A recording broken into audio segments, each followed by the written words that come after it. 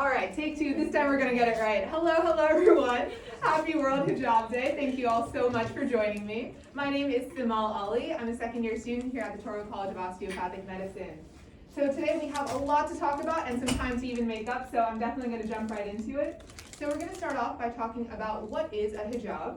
We're going to talk about how religious insensitivity can impact patient outcomes, some special considerations for your Muslim patients, how to look out for your Muslim colleagues as an advocate and an ally.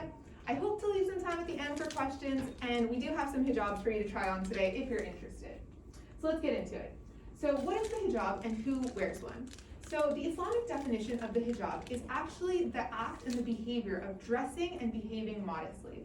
And this definition really applies to both men and women and goes beyond just the headscarf. The definition we're going to use today is what I need you to know as the Western definition, or what we use in America. So the hijab is a head covering worn by Muslim women. So based on where you might have grown up or how many Muslims you may have interacted with in your lifetime, you may have seen Muslim women wearing a few different types of head covering. So the one on the far right is the traditional hijab. That's what I'm wearing today. It covers your head and neck area. Next to it we have the niqab, which is a little bit more modest, and it covers your face, leaving your eyes exposed. The last option here is the burqa, which is the most modest, and everything is covered, leaving just your hands and feet exposed. Now, if you were to see any of these three women on the street and you were to call them hijab wearers, you would be correct, because they're all practicing a form of hijab. Now, when is the hijab worn? I used to get this question a ton in college as to, do I wear it when I sleep? Do I wear it in the shower? No to both of those questions. But we do wear it in front of any male who is not from our immediate family. We also wear it in front of any man we could theoretically marry. So we wouldn't be wearing it in front of our brothers, our father, our grandparents, our uncles, and young children. So now,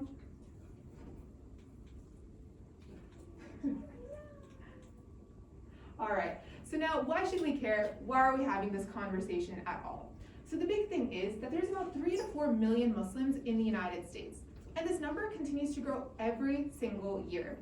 And it not only is Islam the second most practiced religion in the world, but it's also quickly growing to be the second most practiced in the United States. So you will likely have some Muslim patients at some point in your career, and some of them might even be hijab wearers. So despite these growing numbers, we see that many people are still pretty unfamiliar with the basic tenets of Islam. And this is something that can really impact patient care. So you're probably wondering, how so? Well, let's take a look at some real stories. I want to preface this by saying that all of these stories were submitted to me by people when I asked the question, have you ever had an encounter in healthcare that either made you uncomfortable or that you wish would have been handled a little differently? So this first story comes from a pharmacist, and she says, when I was in high school, I had a different MD in the office see me for a sports physical instead of my regular pediatrician. I was told by the nurse to be in a gown and no hijab, of course. Then came in a random male doc that I've never seen and a male student. And they asked, hey, is it cool if he stays? So uncomfortable. There was no other doctor there. I couldn't reschedule the appointment. I was 16 and really confused. Now, all of the people who submitted stories to me, they also provided some solutions or ways that they would have preferred that the situation be handled a little bit differently.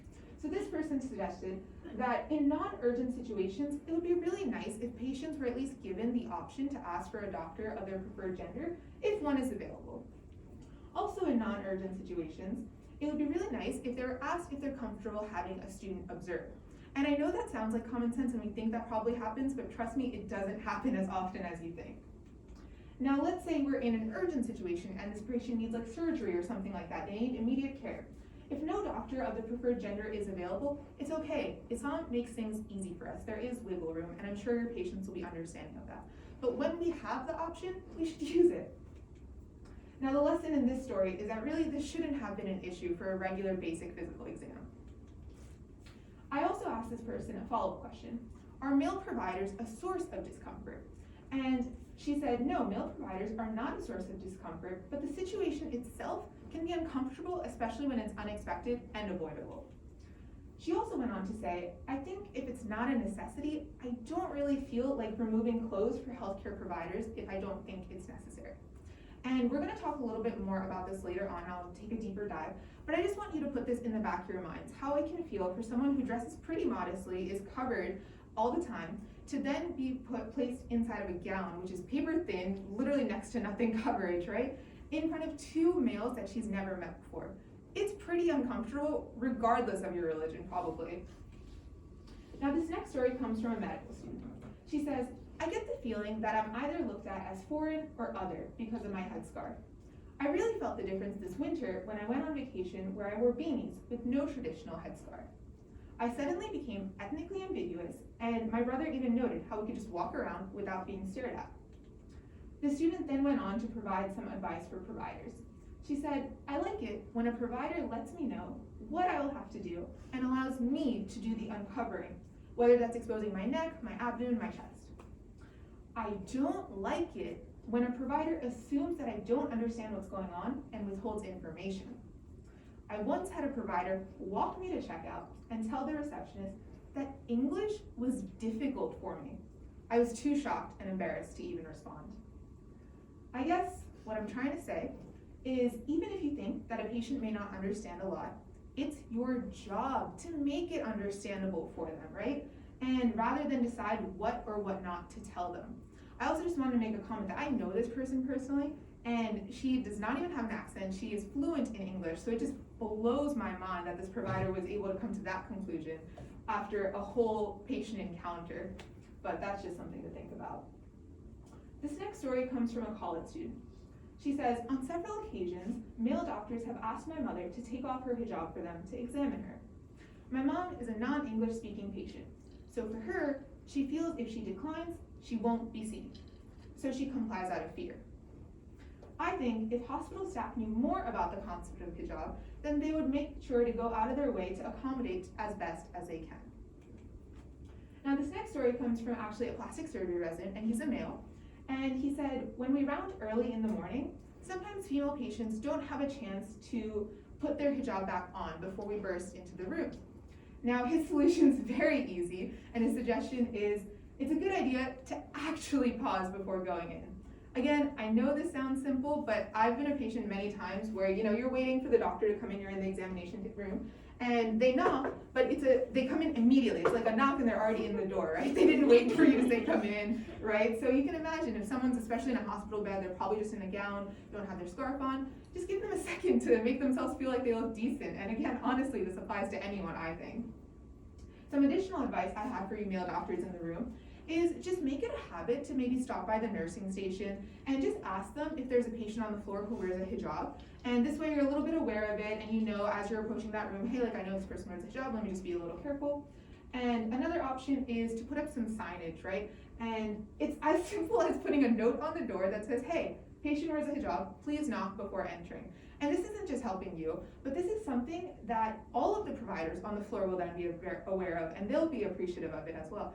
And that patient and the family that sees that sign when you put it up is going to appreciate it so, so much that you went and did that little extra thing to help them out. Now, as you guys can tell from these stories, that culturally and religiously insensitive healthcare can lead to pretty bad outcomes. Now, people are affected by this every single day. And it can affect how often people are likely to seek medical care, if at all. It can also cause patient distrust of the physician and prevent patients from being able to share that pertinent health information that we really need their help in obtaining. And also, with that incomplete communication, it can lead to poor patient compliance and ineffective treatment plans, because again, we need to partner with our patients, right? So at this point, you're probably thinking, okay, how can we help? What can we do better? So I think the best thing for us to do today is to establish a basic foundation of some of the principles and tenets of Islam. I want to talk about, there's 5 major pillars of faith in Islam, and I want to talk about 3 of them, including prayer, fasting during the month of Ramadan, the pilgrimage to Mecca, which we call Hajj, and I also want to talk about one that's not necessarily a pillar, but very important to us, which is consuming halal. So let's start off with the halal diet. So halal is an Arabic word which means permissible or lawful. Now, it's a common term that's used to describe food products, meat products, cosmetics, medications, and a lot of other things. If you're ever at the store and you see that label on a product, it's indicating that that food item is halal. Now, just for your very general information, I know for a lot of people when they think of the word halal, the first thing that comes to mind is a plate of chicken over rice. And while you wouldn't be wrong that that is a halal meal, what it actually refers to is how that meat was prepared. So similar to how kosher and things like that are, there's a certain fashion that the slaughtering needs to be done. And that is, in order for it to be Islamically considered halal, the animal must have been put through the least amount of suffering and distress possible. And the way that's done is by performing a quick prayer and then slitting the jugular vein, because this allows the animal to lose consciousness before it's able to perceive the pain. And in general, seafood is halal, and the meat needs to be prepared in this particular way. So that's really just for your general information. The reason I want to talk about it today is that in general, all foods are considered halal and permissible unless they're specifically prohibited by the Quran. Now on this slide, I have a list of different things. I'm just going to give you guys a few seconds to read it over for yourselves, and then I'm going to continue talking, so go ahead and do that.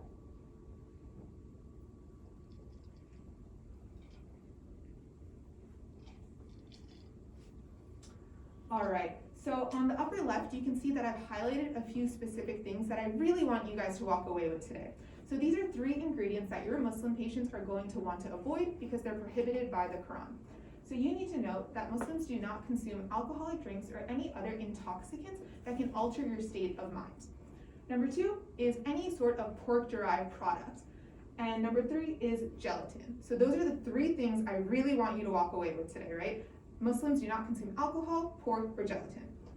Now, why are we talking about this, right? So many Muslims may refuse pork-based or gelatin-based medications.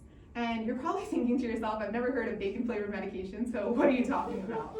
Well, the thing is, a lot of our gel capsule-based medications tend to come with a gelatin as an ingredient, or they might be porcine derived, and things like that. So this is something we need to be aware of for our patients. So some common ones like that you might prescribe as gel capsules are like those antibiotics, vitamins, heparin, Advil liquid gels, things like that. There's also insulin that's obtained from a porcine source, so your patients might be hesitant to use something like that. Some medications containing alcohol include our codeine phosphate syrups, our liquid Benadryl, and I really want to emphasize here that this is not an exhaustive list, but the key idea I need you to take away is that the ingredients you're looking for to be careful with are alcohol, gelatin, pork. Got it? All right. So what can we do to help, right? Well, the first thing we can do is if you're planning on prescribing a medication that contains any of those ingredients for your patients, just try to see if there's alternatives available and make those available for your patients. Now, an easy solution for this, especially if you're in the hospital setting, is to call down to the hospital pharmacy and ask them about what alternatives they have, right? Because I know for a fact that even though Dr. Wong is training us to be awesome pharmacology experts, I definitely don't know every single ingredient in every medication. So it's best that we leave it to the experts and ask them. And an easy example of how you can also help your patients is if you're thinking about giving them those gel capsules, instead see if there's a tablet or an IV form that you could administer instead. Now, another example is bovine-based heparin exists, but it might not always be available in every single hospital. So it's our job as their providers to figure out, hey, does our pharmacy carry this? If they don't, how soon can we get it, right? Now, I really want to make a point here saying that, let's say there might be an alternative medication or there might not be, or we're not able to obtain that alternative medication in a timely fashion to help this patient who's in immediate distress, right? In those cases, exceptions are made because Islam really focuses on saving a life, right? Whatever measures need to be taken to save a life should be taken. Now, the next pillar of faith that I want to talk about is prayer. So there are 5 daily prescribed prayers that we perform, and they're spread out over the course of the day, with the first one being before sunrise and the last one being well after sunset.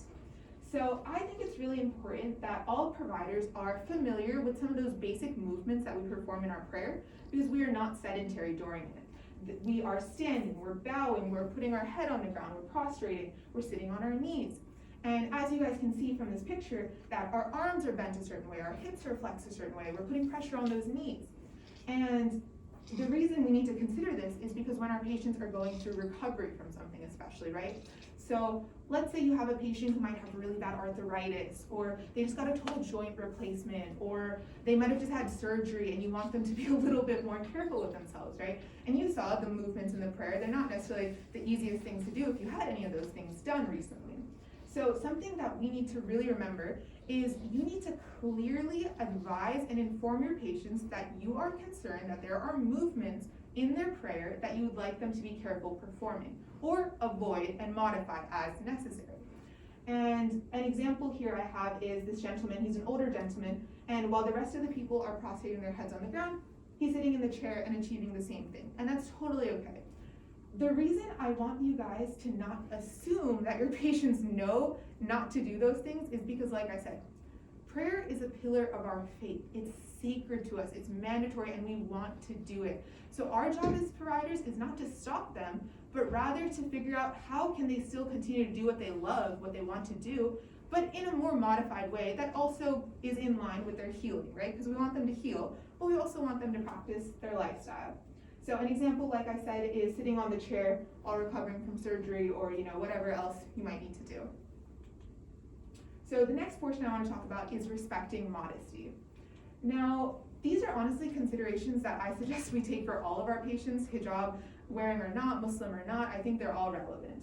So the first thing we can do to our patients is just explain why the exam is necessary and what areas they might have to expose during it. So just so that they can mentally prepare and know what you might need them to do. Next is allowing them to do the exposing by moving clothes as needed, rather than initially putting them in a gown, because often enough you probably don't need them in the gown if they're able to lift their shirt adequately for you, or lift anything and remove their scarf as you need. Now, if the gown is a must, provide multiple to provide a little bit more comfort. If any of you guys have been hospital patients, you'll see that patients are often in a gown, it's open in the back, or they're not getting adequate coverage, or if you're in the primary care setting and you're waiting for the doctor to come see you, you've already been sitting in this gown for like 15-20 minutes just waiting for the doctor to come. Now let's say that encounters another 15-20 minutes and you're still sitting in this gown. And at this point, the doctor might even proceed to talking about the assessment and plan, and you're sitting there in literally next to nothing, trying to understand what they're saying, but really just concerned about how you're staying covered. The next thing is to talk through the exam so patients are aware of what you're doing. So again, with the hand placement and stuff like that, just like let them know, hey, I'm feeling your abdomen now, listening for whatever it is. And lastly, just be gentle, be patient, and honestly just ask what their preference is and try not to assume what works for one patient will work for the next, right? So I found this really great flow chart from another medical school that did a similar presentation on this topic, and I wanted to show it to you guys here because I think it's a good thought process to follow.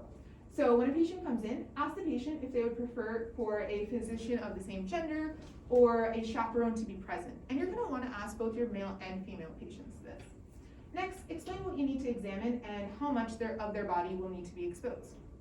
After that, you can ask them, is there anything I can do to make this more comfortable for you, right? So this is opening up the conversation. So again, you're doing that partnership thing. You're not assuming what the patient wants, but you're allowing them to tell you. And I think that's really just great for rapport as well. Next is to step out of the exam room and allow the patient to make those adjustments. I think anyone can agree it's a little uncomfortable to undress in front of someone else, so it's best if we just step out of the room, give them the minute to adjust how they need to. And then of course, knock, wait, re-enter, and then perform the physical exam. And then this is important. Step outside again and just allow them to redress before you discuss their findings. Because what was I saying, right? You're sitting there trying to stay covered, the doctor wants to tell you about their assessment and plan, and you can't even focus on that because you're like, oh my God, someone's slipping out on this end. So it's just best we give them that chance to do that. Now this next story comes from a resident. And she says, I've had variable experiences as a patient being prepped for surgery. A few times, they let me keep my hijab on and asked me to put on a bouffant cap on top. And one time, where they gave me a bouffant cap, but made me take off my hijab underneath it. But this was done after anesthesia was already administered. I would have preferred had they asked for my preference for that ahead of time and limited the number of unnecessary male personnel in the OR. So this goes on to our next topic. Would we be able to move that picture? So modesty in surgery. So a few things that you can do to make your Muslim patients feel a little bit more comfortable is one, before surgery, reassure them that you'll only be exposing the areas that are surgically necessary. And I know that doesn't sound like a lot, but I personally know people who have delayed elective surgeries or surgeries that they probably needed but waited on because they were so anxious about this idea of being so fully exposed. But if you let them know, hey, we're only going to be focusing on what we need to, this can put a little bit of ease on their minds. Now the next thing is, during the OR prep, make sure you're actually keeping them covered with those drapes. Don't just tell them and then not do it. Actually make sure you're keeping them covered. And while that sounds like it's probably common sense, I was recently watching a surgery where the patient was having a minimally invasive procedure done on her abdomen, and the incision site was this big. For whatever reason, the patient's entire body was fully exposed to the entire operating theater with like 15 people in the room, right? So everything from here all the way down, no drapes or anything. I don't think that was necessary, and I think we can probably avoid that in the future. The next thing I really want to make a point here is that even if this patient is unconscious, they're intubated, they've already had their anesthesia, they're not even aware that they're that unexposed or that exposed, right? Like same thing with this patient that I'm talking about. But it is still our job as their providers to make sure we're respecting their modesty and their privacy. These are very intimate parts of their body and they don't need to be out for everyone to see. Now the next thing is, if a patient wears a hijab, a great option for you to do to help them out is to provide them with a surgical hood, which I've included a picture with up there. So that provides about the same amount of coverage as my hijab does. It covers the hair, it covers the neck area. And this is something your patients will really appreciate. Like, let them know you're gonna give them that, give it to them before surgery or whenever is the appropriate time to give it to them. But allow them to stay modest, even in the surgical theater. Now, I've also included a picture of a bouffant cap there and crossed it out because that's what I don't want you to give to your patients, because as you guys can see, the person's hair is still pretty much exposed because it's see-through, their neck is exposed. It's not quite the same thing as a hijab, and honestly it's a little disrespectful to say that that is the same thing, right? So we want to provide them something with a little bit more coverage. Now, the last thing I want to say here is that once you are in a position of power, right? Like once you're an attending or once you're an upper level resident, really use that power a little bit to make a decision where you're limiting the amount of personnel in the operating theater, right? Only who's necessary should really be in there, especially for patients when they feel so uncomfortable about something like this, that you're limiting the amount of people who are seeing them in this very vulnerable state. Like I said, there's really no reason for the drug rep and 3 medical students and the shadowing student from college and things like that, all to see something like a Foley placement, which is again a very intimate thing for the patient. So again, I encourage you guys to do that for your patients. Now, the next pillar of faith that I want to talk about is Ramadan. So during the month of Ramadan, for about 30 days, Muslims fast from before the sun rises until the sun sets every single day. And during that time, we're abstaining from any food, not even gum, any drinks, not even water. We're avoiding smoking or engaging in any sexual activity, and even taking any medications, even if you're taking those dry, without drinking water to swallow the pill. Now, the purpose of Ramadan is really to practice self-control and to establish good habits. And if any of you guys have ever heard, it takes about 21 days to build a good habit. So 30 days is just about the perfect amount of time. So it's also an excellent time to encourage your patients to make healthy, positive lifestyle changes that they may have been procrastinating on. So if you have patients who might be struggling with quitting smoking or losing weight or making dietary changes, they might be a little bit more motivated during Ramadan. So use that to your advantage. Now, fasting during Ramadan is an obligation that is expected of every Muslim every single year.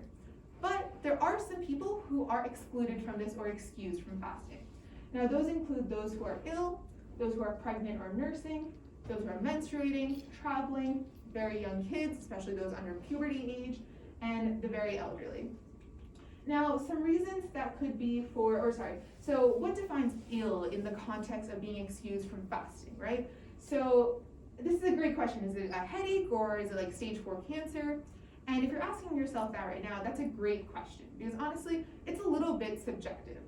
But generally, it means that you do not have the energy to fast for an entire day safely. Now, some valid reasons for why you might not be able to fast for the whole day includes things like you might need constant caloric intake, or because you need to take medications that are regularly dosed and multiple times a day. Now, there's patients every single year who struggle with the decision of whether they should or should not fast, especially like our type 2 diabetics or people with chronic illnesses who need to take those medications, or people who are pregnant. And it is really critical for us as providers to discuss with our patients how we can help them achieve their goal of being able to fast, right? If they are interested in fasting that year. So for example, some of the things that you can do, especially for our diabetics, is if you're able to switch them from an intermediate acting insulin to a long acting insulin. So that way fasting will be possible for them because they're not expected to take it in the middle of their fast.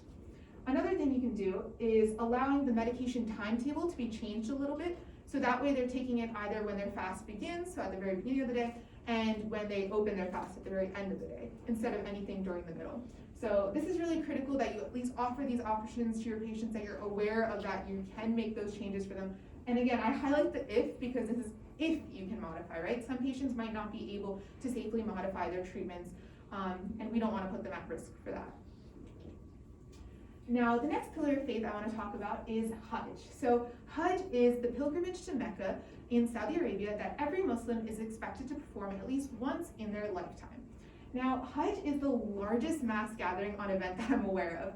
Over 2 to 3 million Muslims from all around the world gather for this 5-day expedition every single year. Now, I really want to emphasize today that the performance of Hajj and its rituals are very physically strenuous, even for the healthy adults. Now, you're probably wondering, like, why is that? I know a lot of people don't know much about it, so I want to show you guys a few pictures. So in Mecca, this is the Kaaba, that center cubic structure. That's where people go for Hajj. They're going to complete prayers there and stuff like that. Right now, there's not a single soul there, and that's because this was taken at the beginning of the pandemic when everything was shut down. This is the first time it's ever been that empty. It's a very stark image. Now, what it looks like during Hajj is more like this. All those tiny dots are people, and like I said, 2 to 3 million people, that's a lot. And during this time, the people who are performing Hajj are expected to perform 7 laps around that Kaaba. Now you can imagine the people who are closest to the Kaaba don't have too much walking to do, but the person way out here, it's a little bit tougher, especially when you're moving with all those people at the same time, at the same speed too, because not everyone moves at the same speed.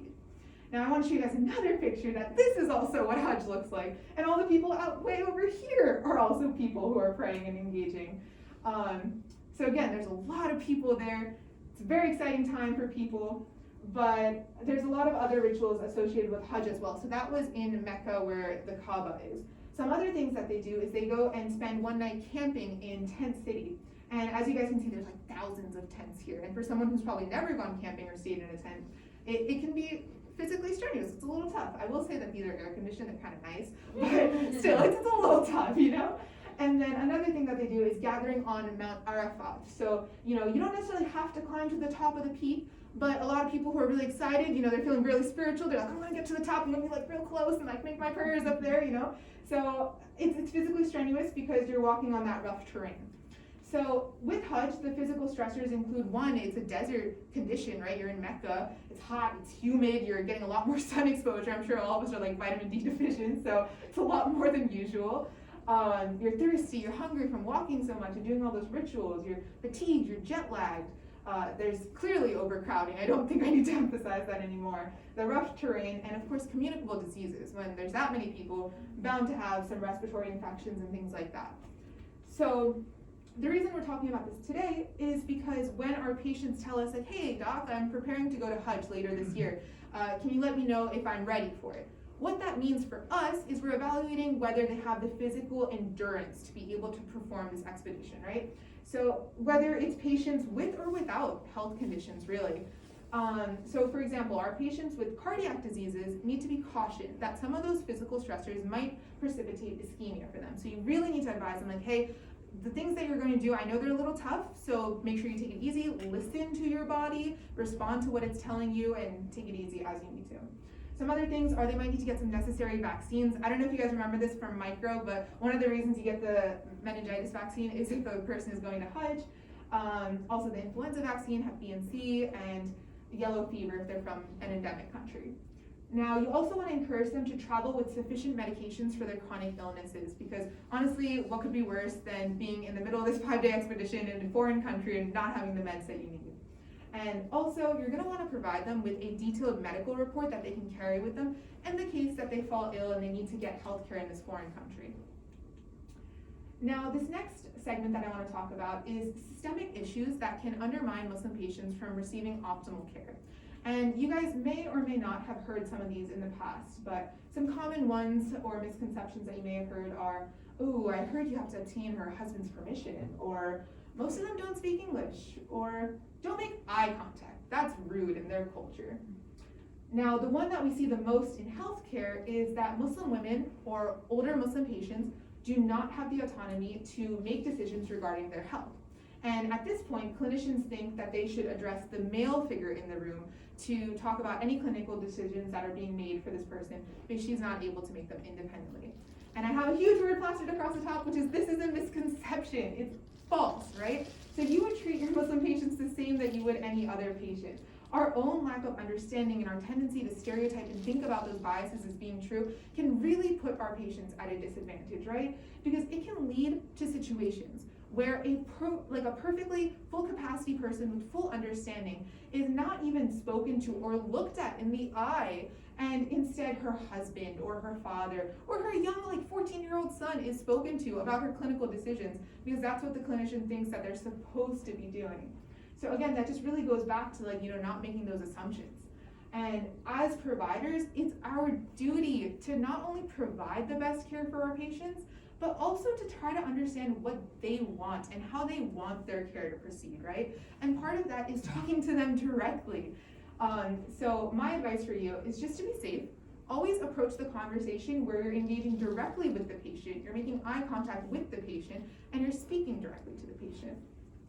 Now, and you're all, of course, you want to make sure you're emphasizing that they feel empowered, that they do have the autonomy in their clinical decision making. Now, sometimes you can have a different story. Let's say a patient explicitly tells you that they don't have a lot of health literacy, right? Or maybe their husband's a doctor and they'd rather, "Hey doc, please talk to my husband, he'll explain it to me at home later." Okay, makes sense. Or in a situation where you might have a language barrier with patients. In this case, you have to use a translator. There is no telling the husband and asking the husband to translate or the young kid to translate for you. You have to use a translator. But even when you're using the translator, you should still be looking at and speaking to your patient because this is a conversation between physician and patient, right? Not between you and the translator. Now, the next segment of the talk that we're moving towards, and this is the final part, is being an ally and an advocate for your Muslim colleagues. So you saw a slide like this earlier because these are the pillars of Islam, and I just want to briefly touch on prayer, fasting during the month of Ramadan, and consuming halal yet again. Now, so prayer. So as I mentioned, there's 5 prayers throughout the day, and each of those prayers take about 5 to 10 minutes. I've actually included a screenshot of the prayer app that I use, so unfortunately that thing is blocking it on our end. But the prayers take place at different times, and the app lets you know that, okay, now it's time to pray. So your trainees will generally need about 5 to 10 minutes to step away, perform an ablution or a cleanse, like a wash-up, and then perform their prayer in a quiet space. Unfortunately, so many Muslim trainees may not feel comfortable asking for that break, even though it's just a few minutes, because either they're in the middle of clinic, and they don't want to put that on someone else. They might have to unscrub and then come back, or they need someone to cover for those few minutes and they just feel very uncomfortable asking for that. Or there might not even be a clean, quiet space that they can use. As I showed you guys, there's a few physical movements involved, so you need a couple feet to just be able to bend and prostrate on the ground, and they might not even be offered that. So how can we help? Well, as a fellow student and as a resident, something that you can do is just be allowing or giving them the opportunity to go and take their prayer break, right? So this on our end is just to say, hey, I can hold your pager for 5 to 10 minutes if you want to go take your prayer break. And honestly, this is so meaningful and so kind for someone to do. I promise you, anyone you offer this to will appreciate it. Now, as someone who, I want to talk a little bit about where we're going down the line for our careers too. So when you're an attending or maybe a higher level supervisor or even a higher level resident, something that you can do for your trainees is that from the beginning, even when they're hired or when you first discover that they're Muslim, let them know that they can step away from their obligations for a few minutes if they want to perform their prayers, right? Just let it be known from the beginning. And you can go a little bit extra and provide them with a quiet, designated space that they can always use for their prayers too.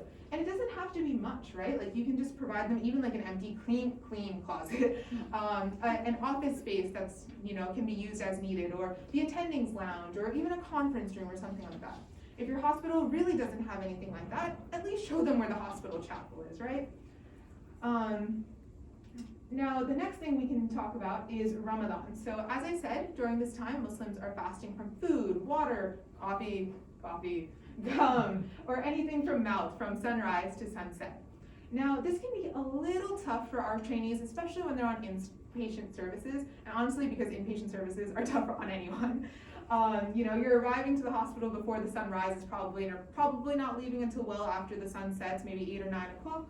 You're running around all day, doing codes in the operating theater, whatever it is, and you're probably feeling pretty thirsty from talking to your attendings, talking to your patients. And the one way that we can help is that during Ramadan, that you're allowing your students, your residents, your attendings to just step away for a bit when the sun sets and letting them know, hey, if you want to take a break to break your fast and eat something, you can go ahead and do that, come back whenever you're done.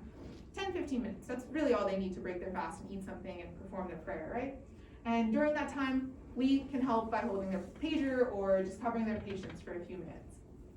The next thing is you can offer residents the opportunity to be on night float for that month. So during that time, as I said, we're fasting during the day, but during the night hours from sunset to sunrise, we are able to eat and drink coffee and have the nutritional sustenance to be at our best. So that might be an option that your residents might like, but again, don't make assumptions, just offer it to them if you can. The next thing is for students taking exams, if it's possible, try to offer them the opportunity to take the exam at an alternative time, whether that's a little bit earlier in the day after they've already had their morning meal, or a little bit later after they've broken their fast. Logically, we're a little bit better when we have some brain food in us. I also made a comment here that if you have someone who is fasting for the month of Ramadan and it's like lunchtime or something and they're in the same room as you, it is okay to eat in front of us. We're totally used to it, no big deal. Go ahead and eat. The last thing I wanted to touch on is social gatherings. So if you're planning on having either a social event, like for your residents especially, or students, or you're planning on ordering meals for everyone, some things to be cautious of are those same ingredients that I was telling you about earlier. If you're able to provide meals that aside from the ones that don't have halal meat in them, or pork in them, or gelatin-based ingredients, or alcohol, or any other mind-altering substances. So just thinking about that and maybe providing some vegetarian options or seafood options, it's really kind and thoughtful. And the last thing is to be considered to not always schedule socials at bars. I know a lot of people do like after shift, like happy hour and things like that, and that's okay, but sometimes that might be uncomfortable for your Muslim trainees to walk into. So it'd be nice if sometimes you do it somewhere else. So my final words of advice that I want to leave you all with. First thing is, when in doubt or unsure to what degree a patient wants or desires accommodations, ask them. When you're unsure or curious about someone's religious restrictions or limitations and how they differ from one patient to the next, ask them. Because your patients will never appreciate your assumptions, right? But they will always, always, always appreciate the time and energy and curiosity that you put in to providing them the best care that you can. And with that, I say thank you so much to everyone who made this possible today. It's been an honor speaking to you, and it means so much to me that everyone who joined us in person and on Zoom to try to become excellent providers in the future. Thank you.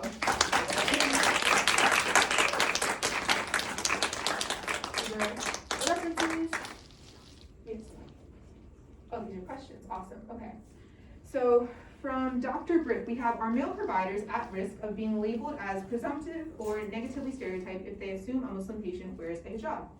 No, I would not say so. I think the best thing to do if you're unsure of what they're wearing, like a turban, sometimes people wear their hijab in different ways. You might have seen like the turban style and things like that. So someone who's wearing a turban might not necessarily be wearing a hijab. So a good way to ask is like, hey, do you wear a hijab? Or what do you call the head covering that you wear, right? That clears up any confusion there. And if you're still not sure whether it's a hijab, you can ask them, is there a religious faith that you practice? And that will probably help guide your conversations with the patient. Are there consequences to treating patients as if they are Muslim if you are not sure? As far as the things that I presented today, like I said, I feel like a lot of them are really applicable and appreciable by everyone. But I think it is a good idea. I mean, what we learn in PD and ECE is to actually take a spiritual history, right? We are supposed to ask if a patient practices any faith. So honestly, I don't think it's a bad idea to just ask your patient if you're unsure. Presuming might not be appreciated if they don't practice Islam. How does a provider keep up with what drugs contain ingredients that violate the Muslim faith? Any resources? Great question, and honestly, because I'm also still just being trained, I'm just a second-year medical student, I don't know all the drugs out there, but the way that I would recommend, and I can try to look into that a little bit better and see if we can send something out. But again, the thing that I recommend is just knowing those 3 ingredients. If you know that Muslims do not consume, what is it? Alcohol, gelatin, pork. Perfect, you guys got it. If you guys walk away with that much, I think that will help you a ton. And the best way to do that is, often enough, it's probably your patients who are coming to you and telling you, I don't like the ingredients in this medication. Is there another option, right? Because they'll do their research. Patients are very smart. Or if you are aware of that ingredient being in there, then you can call down to the pharmacy and ask them, like, hey, are you guys aware of any ingredients or any other medications that work? I'll get you in just 1 second, Adam. I just want to finish this last one. This one comes from Sarah Loftus. Hey, Loftus. How do we counsel female patients who wear a hijab in not athletic environments, or don't want to tell them what their body needs but still wants to counsel? How do you counsel in not athletic environments? I'm not sure what this question means. Can you clarify, Sarah, in the chat perhaps? Well, yes. I might have meant like hot is not, so I suppose my question is just in regards to, so if we were dealing with a female patient who is athletic and say it's a hot climate, would we give them heat tolerance advice, or would we assume that they know how to best handle their body? Because I feel like if you would assume that and then they suffer a heat injury, it would be bad to not give them that information. Oh my gosh, I love that you're the one who's asking this question. So Sarah and I actually went to military training over the summer, and I actually experienced this where our captain came and he was like, I can't have you wear your hijab, like you're wearing full length pants, like you're going to die out here. It's like 100 degrees in Oklahoma and Texas, and they were so concerned.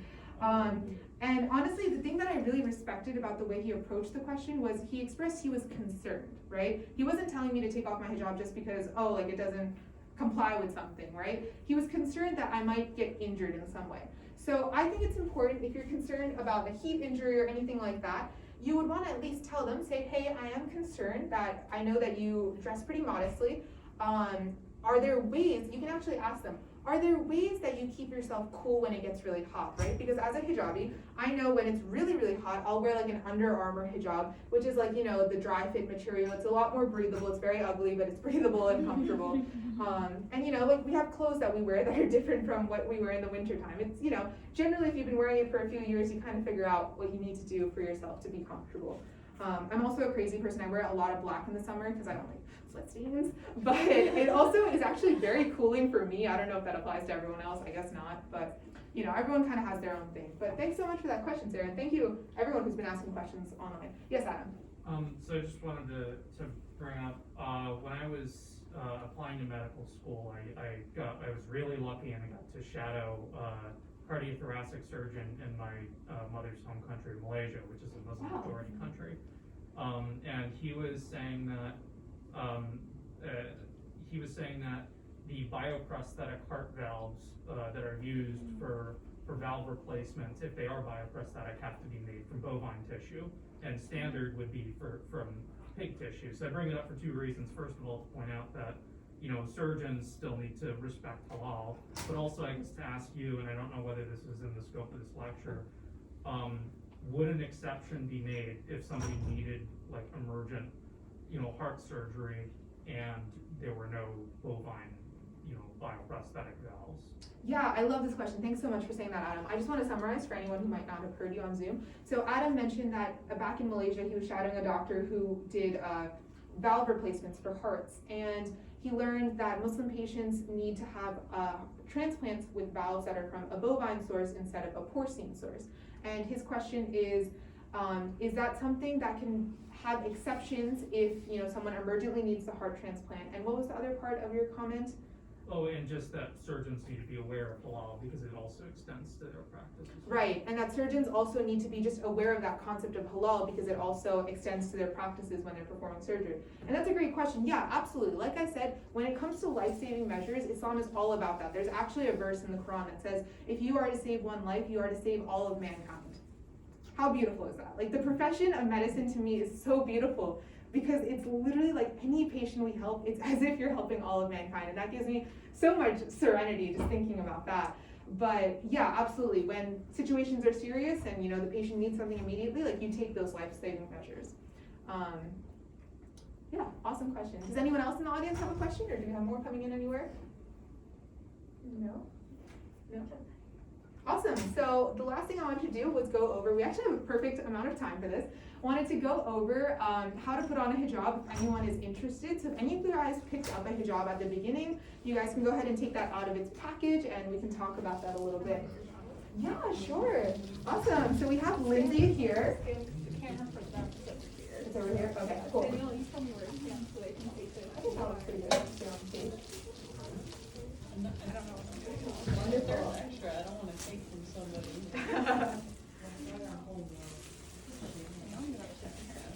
Yes, I'll hold the hijab for you. I'll do that. Awesome. So if anyone who would like to try on a hijab can begin by first tying up their hair into a bun so that way it's a little bit more concealed. I'm just so excited. You're ahead of me. You just knew you were gonna put on a hijab. Yeah, I did. She was prepared. I told you, I put this on my calendar, I was like, this is what I was looking forward to. Yeah, that's okay. The hijab will cover it all. Perfect. Okay. So next what I want you guys to do is take your hijab, open it all up like this, long ways. I don't know. A magic trick. Just gonna open it all up. And this one is particularly long, so I'm going to just fold it a little bit inwards, so that way we can create a nice little edge over here.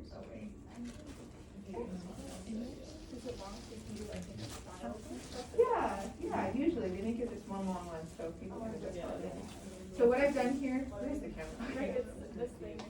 I've just folded this a little bit so we have a clean edge at the top and we have that border inside.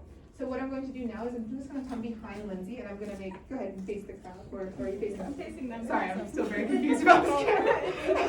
This way, yeah. I'll stand here instead. All right, are you guys able to see it? I just folded it inwards a little bit. Okay. Now what you're going to do is you're going to have one short end and one longer end. So that's what I have over here. You're not bad at it. You're totally okay. Yours is actually a special one. You can just put that straight on your head. Yeah, it's like a nice little turban. That's amazing. Now you can kind of just wrap it around however you feel comfortable. Oh, wow, she's going for the whole niqab. Oh, dude. Yeah. Super convenient over here. Christine, can we have you come to the front? So I would like, yeah. That's awesome. So, Christine had a special hijab. We only got one of those ones. Where she was actually able to put the whole thing on as one piece and then she just wrapped around the edges. Let me just fix that for you a little bit. It's very easy. It's very easy, right? It's like a little cap, like a under helmet cap. Under helmet. There we go. Get some, oh yeah, that ruching. I love it. Our model, our hijab model over here. All right, so hopefully everyone's at the step where they folded in a little bit of that edge. Looks like everyone's doing good so far. So now I'm taking one of the short edges. So the way you guys are gonna do this is you can just flip it over your head like this and do that. I'm gonna do it for Lindsay. So I'm just starting off with one of the shorter edges over here and the longer edge over there. And it's gonna come to the front. I can't see when I'm smiling. Aw.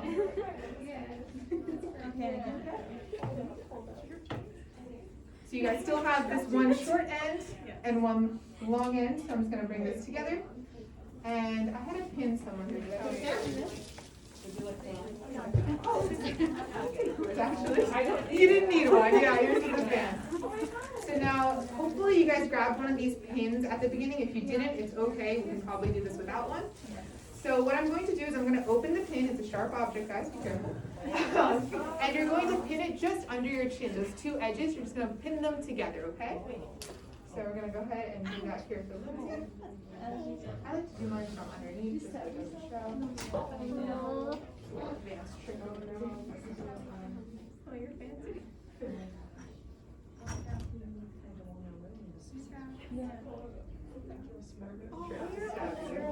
Okay, beautiful. So we have the basis here. So now what we're going to do is we're going to take this remaining portion, and like I said, we like to cover our head and neck area, so I'm just going to drape this very nicely. And you put it back here, and give it a twirl. Oh, you look so cute. That's awesome. Did anyone have trouble or want some help? This looks so cute. Yeah, everyone, if you guys are willing, come up and so we can get a picture together. This is awesome. I just see the front of the boat and have black things. Here you go, let me put I was gonna say, my that. Yeah, we can actually do a little knot over here. Special action.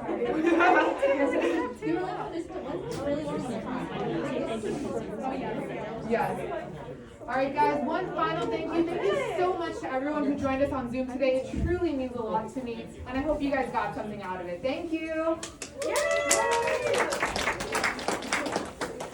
Awesome. And let's get together here in the front. All our models, adorable. Come on. Okay. Oh, yes. Yeah, you guys can sit if you like. I'm like smiling and I'm like, we're thinking of mascot. Oh, come on.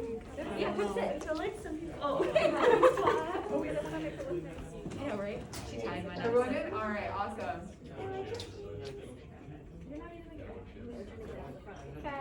Let's look at Mr. Rose over there as well.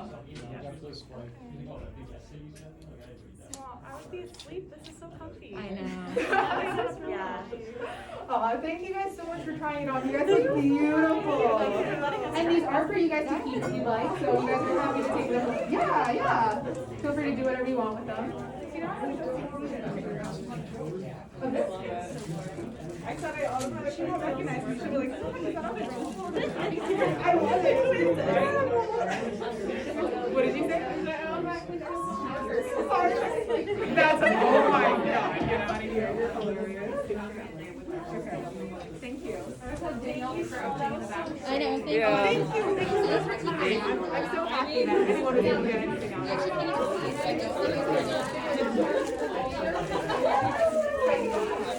That was fun. Yeah. To not having a little bit of the playful.